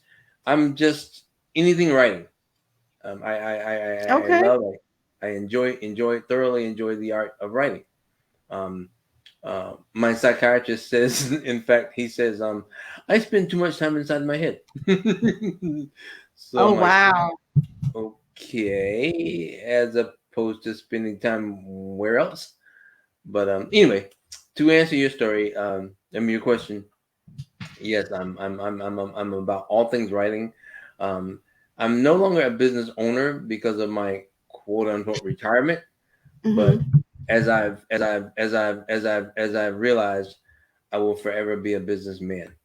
My thoughts are always about business and entrepreneurship and ideas like that, in addition to writing. So to make a very, very long story short, I spend so much time thinking it's difficult for me to sleep. Okay. You think that much? Well, I mean, I literally keep well, now I do it on my phone. Everything's phone now. But I have a notepad on my phone. I literally keep it beside the nightstand, or beside my bed on my nightstand, because I'll wake up at 2, 3 o'clock in the morning and I can't sleep because I've got these ideas, these thoughts in my mind. So I used to try to remember them, but I couldn't, obviously. So I write them down. They're called the points to ponder.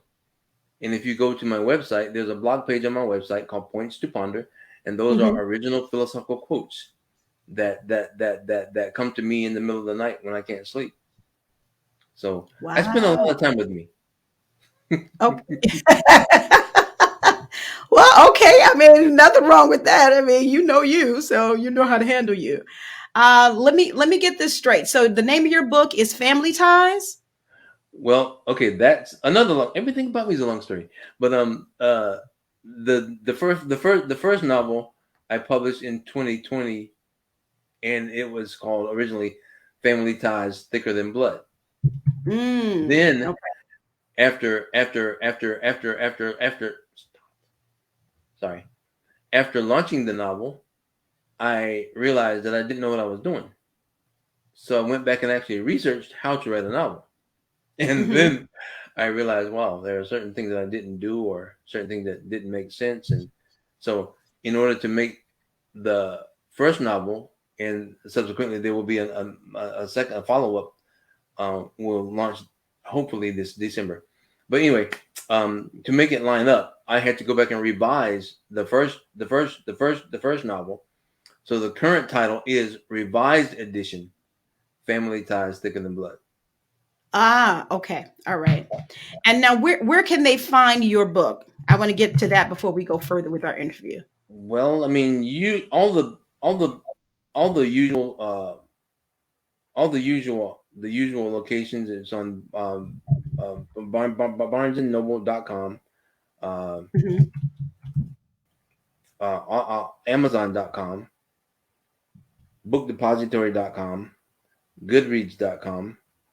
And there's a relatively new platform called Draft to Digital, draft, DRAFT, the number 2, digital.com. But always, the better option would be to contact me via my website, www.authorbghoward.com. That is my website. If you contact me there, you get to see other content besides the books. Like I said, I write there are two blog pages.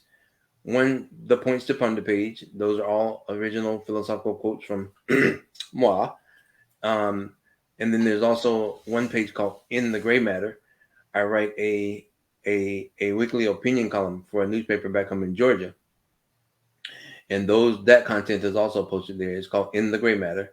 And then there's a calendar of events, which right now is kind of sparsely populated, but it's increasing. So those are basically the simplest ways to contact me. I'm on Facebook, BG Howard,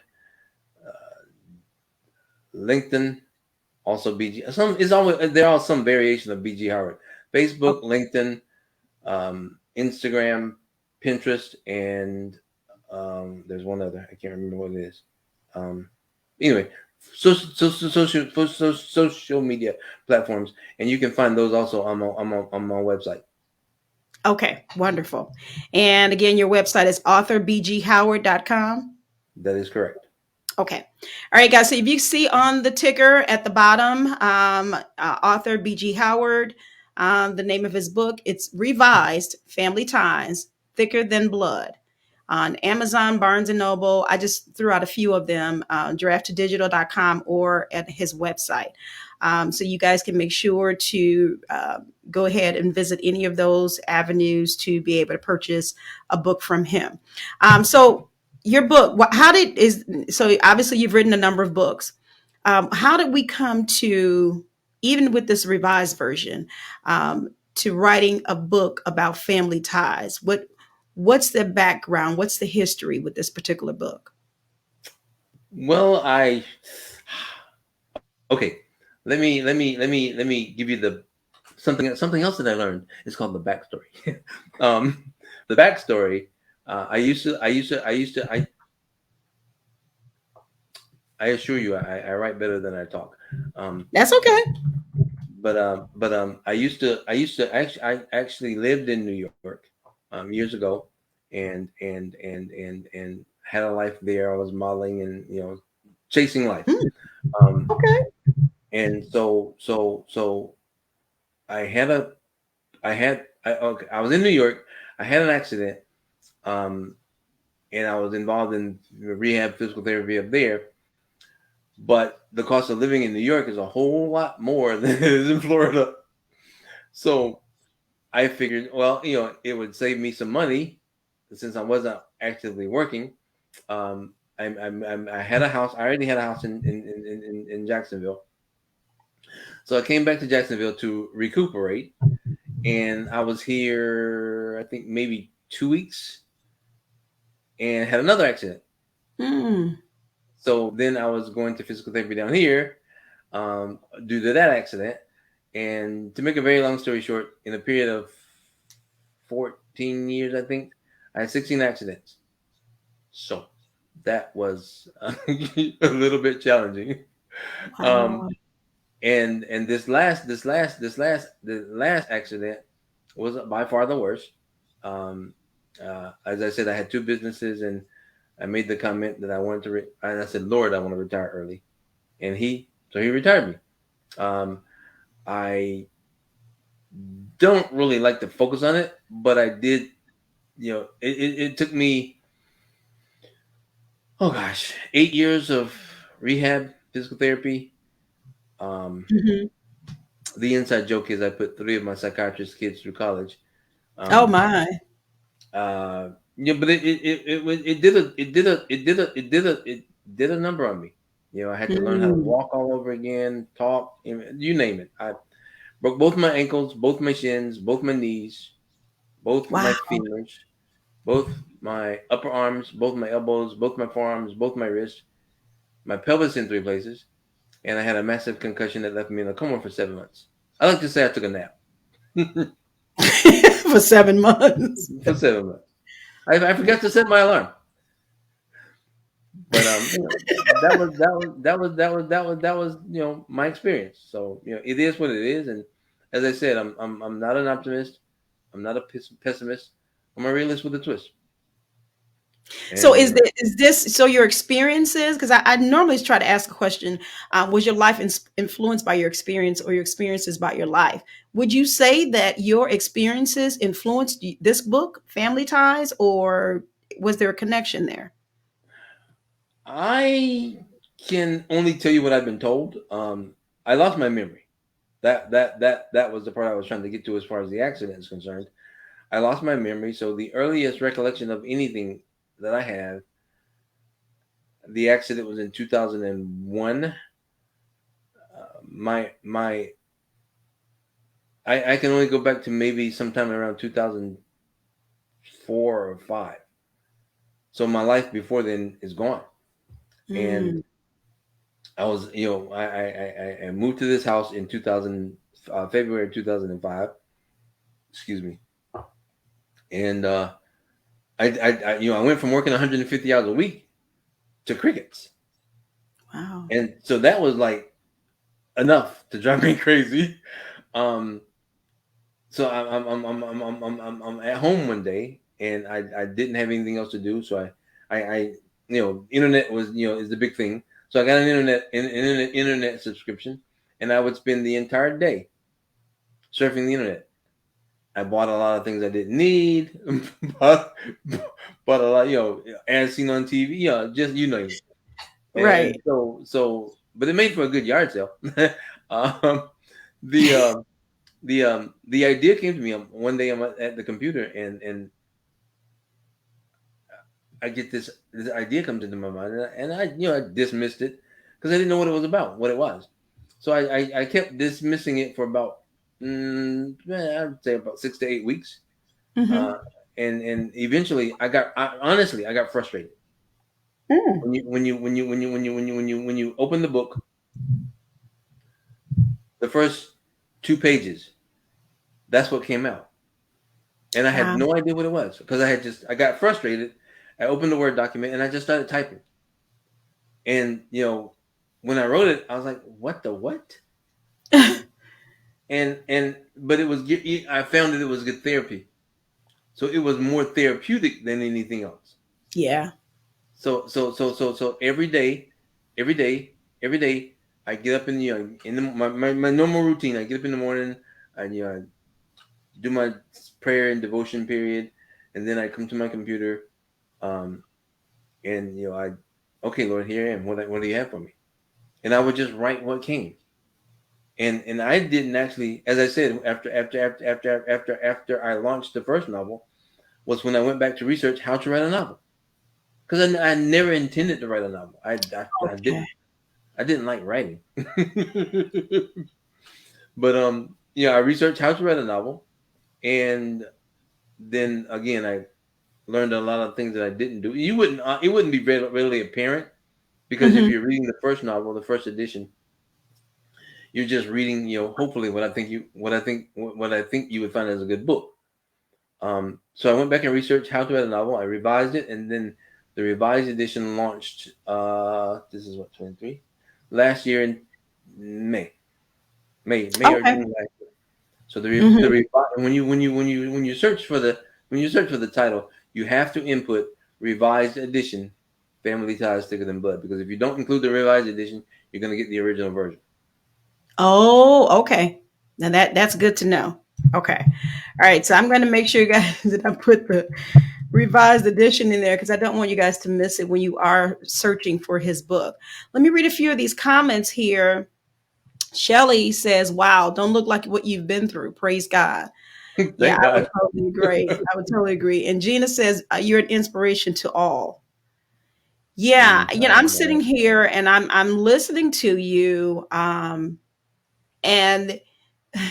it kind of makes you think, because I talk about this all the time. I just got through talking about this with Michelle, about how your life's journey, sometimes it's not only for you, but then we can say we've gone through some things, right? And we can say that we have overcome some obstacles. But my God, what you said 16 accidents in 14 years? Yes, ma'am.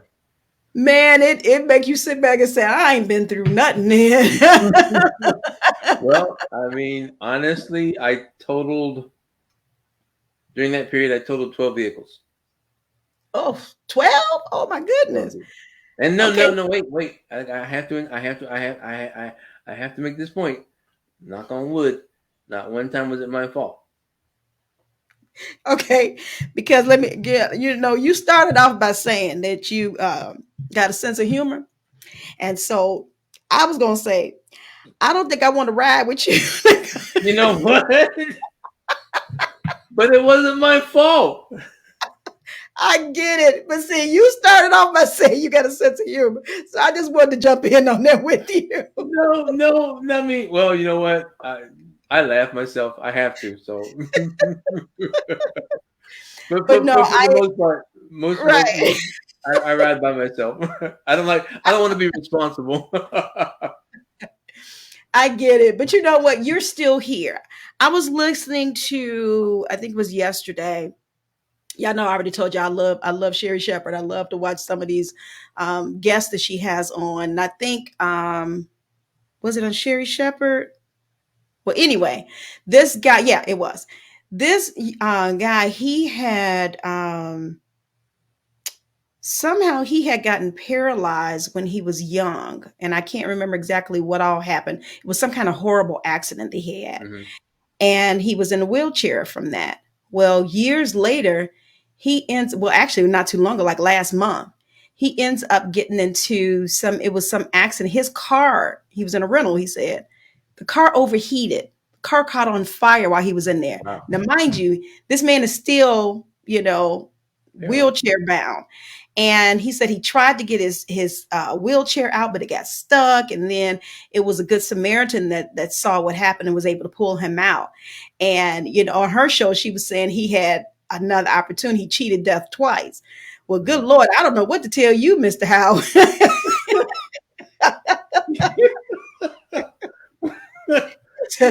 I promise you, this is nothing short of a miracle. But I say though, you were left here for a reason. There's a reason that you were left here. There's a reason that you're still here. And with you, penning books and taking time out to give us what's on your mind, to give us what God gives you, that in itself is of a blessing. And if it's just so that you could pen these books, you're still here. Or if it's other things in addition to, what God wants you to do, you're still here. And I just pray that, you will continue to walk in, his way and whatever he is telling and or instructing you to do. The comment, Natalie says, you are truly amazing. It would have been easy for you to give up, but you're still here and with a sense of humor. Let's talk about that comment. Let's talk about, because I'm sure that there were those moments of wanting to give up, feeling like, no, I can't push through this. I don't know, maybe you got to accident number 7, number 8. I don't know. Talk to us about these. Talk to us about that for us, if you wouldn't mind. Well, in all honesty, this last accident was the worst, as I said before, and I lost my memory, so I have no recollection of the previous accidents. I mean, anything I comment or state about my life is from what I've been told before. Right. This challenge, I've ruled out the word problems. I don't utilize problems in my vocabulary. They're challenges. Okay. But this challenge has proved to be the most formidable. I suffer with something they diagnosed me with in, I think, 2006 or 7. It's a big fancy word for brain damage. It's called static encephalopathy. Okay. one of the consequences of the condition, I suffer severe bouts of depression. In all honesty, I went from working 150 hours a week. I made really, really, really good money. Then I took a nap for 7 months, and I woke up $4.87 million in debt because of something that my accountant had done. So, oh my God. The challenge of digging myself, well, actually, the challenge of paying the attorneys to get me out of that mess. It took me until 2009, I think, 9, 10. And there's still one more out there. I got served for $740,000. But I can't talk about that because it's still pending. No. Right, and that's fine. I'm still stuck back. I'm stuck. I'm trying to understand. Like, oh my God, this is really something. Okay, I see somebody said that they just ordered it. I'm trying to put the link. I want to put the link in the chat, guys. Oh my God, because this is you got to see this revised edition. Family Ties. Okay. If I could interject, sure. If I can, pardon me, but if I could interject, I appreciate the support. I do. The better option for me, I'm just being honest. The better option for me is to go to my website. My I think it's on my website, but my email address is bgboygirl@authorbghoward.com. The benefit of contacting me via that means is if you want a novel, I can send it to you and I will personally sign it. I'll autograph it. I'll sign it for you. Okay. All right. So, go to your website, you said authorbghoward.com, or they can email you. Correct. bg@authorbghoward.com. Okay. All right. So, guys, y'all hear me? Y'all hear my little keyboard. I'm trying to type real quick so I can place this into the comment section so you guys can make sure that and this is a very, very interesting cover you have here. Ooh-wee. In a nutshell, can you tell me, maybe just in a couple of minutes, what the book is about and what you want people to get from the book? Well, as you want me to say this quickly? that hasn't happened. You do notice I stutter, right? But all jokes aside, the title, Family Ties, Thicker Than Blood. I realized in my experiences, there are people that we know. They're people that you know. I mean, I'm not aware whether you have siblings or not, but there are people that you know who are closer to you than your biological family. There are people that you encounter in daily life or throughout the course of daily life that they become closer to you than people that you grew up with. So there are different aspects of life and associations that create that virtual family. So what the novel talks about, it's about a young man from Georgia. He's from South Georgia. He relocates to New York in a quest to become, what the thing that most people do. Well, I was modeling. So he moves to New York, relocates to New York for, pursuing a career in the entertainment industry. He more or less accidentally saved the life of a guy named Oswald Jenkins. But he happens to be a key figure of a notorious crime family. But you can't be a thug named Oswald, so he's referred to as Oz. So he saves Oz's life, and Oz kind of takes Willie under his wing, shows him the ropes, And Willie used to be involved in some stuff back before he left Georgia, but he'd gotten out of it. So Oz kind of shows him the ropes, and he pretty much becomes the second in command. Well, that poses an issue for Amp, or Anthony, the previous second in command, and he teams up with another former protege of Oz's by the name of Jerome.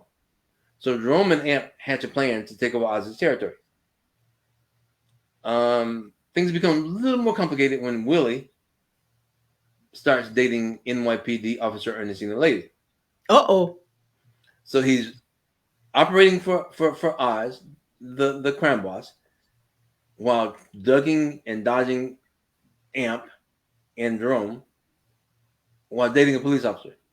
So Oz does not agree with Willie's pursuit to be an actor / model, because Oz's opinion of entertainers is they are unrealistic people who live unrealistic lives with unrealistic expectations.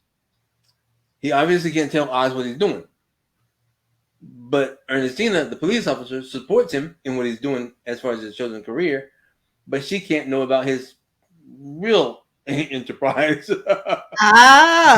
Okay. Now I want you to stop. I want you to stop right there, because we don't want to give him everything.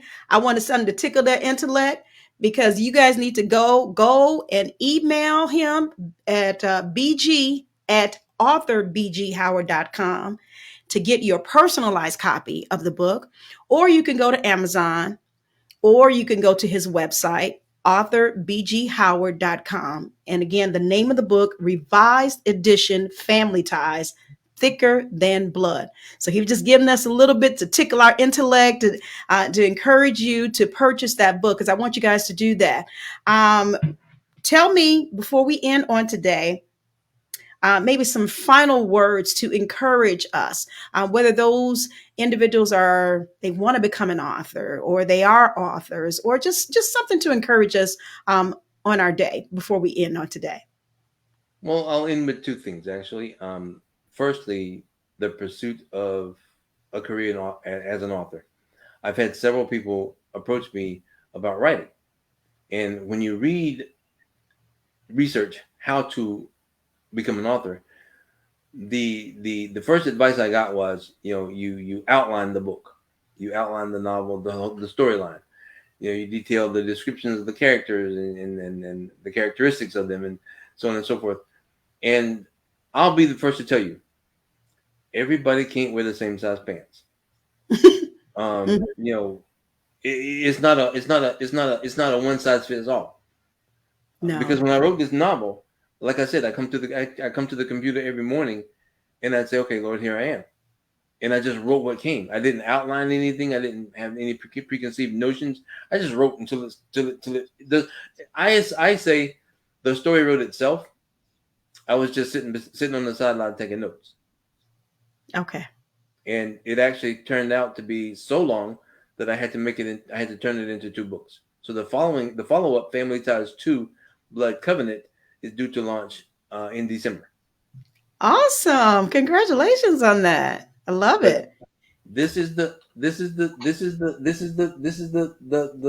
current novel, Revised Edition, Family Ties, Thicker Than Blood. And it talks better than I do. But it speaks about the relationships, like the relationship between Oz and Willie, the relationship between Sam and Eunice, was an older couple in New York that he encountered, and they kind of adopted him as a son. It's talking about the relationship, the romantic relationship between him and Ernestina, Officer Lady. And there was a neighbor that lived in his building. She finds her way, though she was engaged, she finds her way to his door, and we won't talk about that, but that's one of the experiences. So yeah, I mean, Willie is a young man. He has, how can I put this politely? Young man experiences, and some of them might interpret as a little risque, but he's living life. That's what young men do. And honestly, I lived in New York, and there are a lot of people who, like my sister-in-law, she's from New York, but she's now a professor in California. She read the novel. In fact, she's Professor Gwen Alexis. She cites the novel, but she's in the novel. I mean, her quote. But she said she read the novel. She goes, "Are you sure you lost your memory?" I said, "I don't know what came. It just came." And she said, "Because reading this novel was like taking a tour of New York City." Wow. It's weird. Wow. And I asked myself, honestly, I did have a psychiatrist. I wasn't joking about that. But I asked him, I said, why is it that I can't remember my life, but I don't remember the people, but I remember New York City. I flew to New York into LaGuardia Airport, rented a car, drove all over New York City without asking directions. But I can't remember the people. And my psychiatrist said, he said, well, the mind is an unexplored territory. He says the only thing I can tell you is, living in New York was one of the best times of your life. Exactly. Yeah. So but with that, and then the second, stop it. I'm sorry, not you. I had this strange relationship with me. Okay, so forgive me.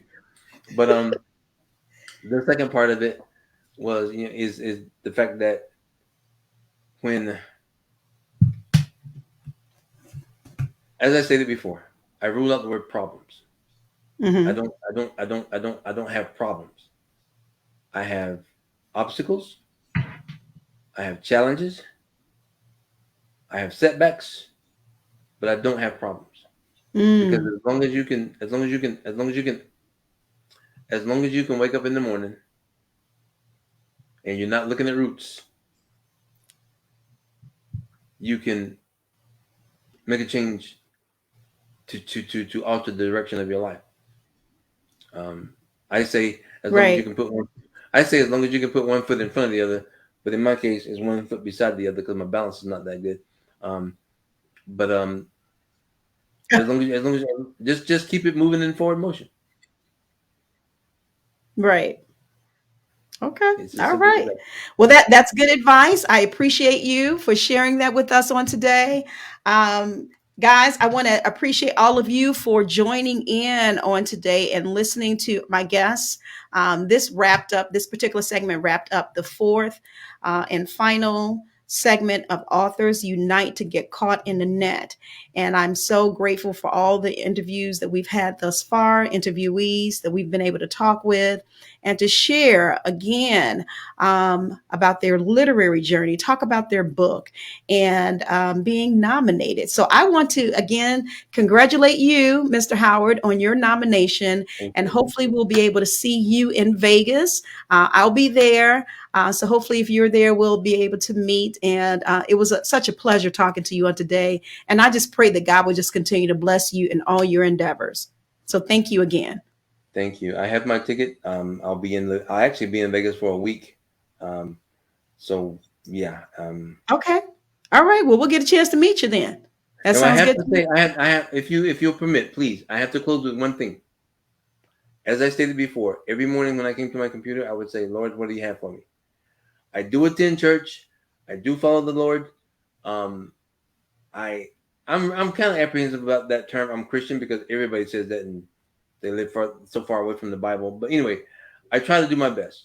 This novel, it does have, when you open it, one of the first, it says adult content. One of the reasons why it took me so long, I actually penned the novel in 2000. I finished it in 2009. No, 9. Mm-hmm. I didn't actually pursue publication until 2016 because I said I can't call myself a Christian and write that kind of content. Ooh. But one of my spiritual mothers, she read the novel and she says, "Baby, the Lord knows people have sex. The Lord knows people curse. The Lord knows all that people do before they do it."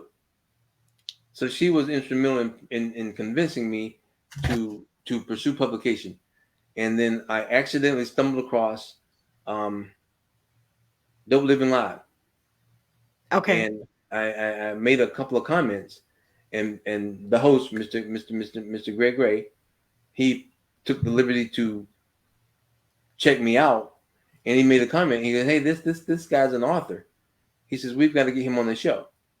And I have to admit, 2 times I tried to access the show, And I have, like you mentioned earlier, I had some technical difficulties. I've been dealing with those ever since. I just got those resolved as of 1:05 this afternoon. Well, I'm glad. I barely made it to your show. But I thank you, Miss Annette, for allowing me to share your platform. I thank you so much, and I am so thankful to the Distinguished Authors Guild for encouraging me to enter the novel, and it is where it is. I mean, I had no idea, honestly. I'm humbled. I'm very humbled. Beautiful, beautiful. Well, as you should be, and we are grateful that we've had this opportunity to connect and to network and to talk with you on today. So again, I appreciate you. I'm glad you were able to get those situations worked out, and you're able to be with us on today. So thank you again, and congratulations again. You take care. All right. Yes, ma'am. You be blessed. Thank you. Thank you. All right, guys, thank you all so much for sticking with us as he exits on today. Thank you for your time, for joining in. Those of you who have purchased the books, those of you who have been encouraged by the interviews of the authors that we have highlighted for these 4 different segments. We started on the 6th, the 11th, the 13th, and ending on the 18th. So thank you all for sticking with us. I talked earlier about you are still able to purchase your ticket to support your authors on today. And in doing so, what you will do is the proceeds will go toward $1,000 scholarships for 10 college students, 10 college freshmen. So make sure you guys do that. I'll have that comment posted as we exit on today. But I do want you to join me on next week. And we will have health and wellness on next week. All right. So health and wellness will be our next segment. Dr. Shirley Hill, Mo Faith Nutritional Services. So take a listen to this. I know we're beyond time a little bit, but again, I appreciate you guys. Thank you so much. On the next session of Get Caught in the Net.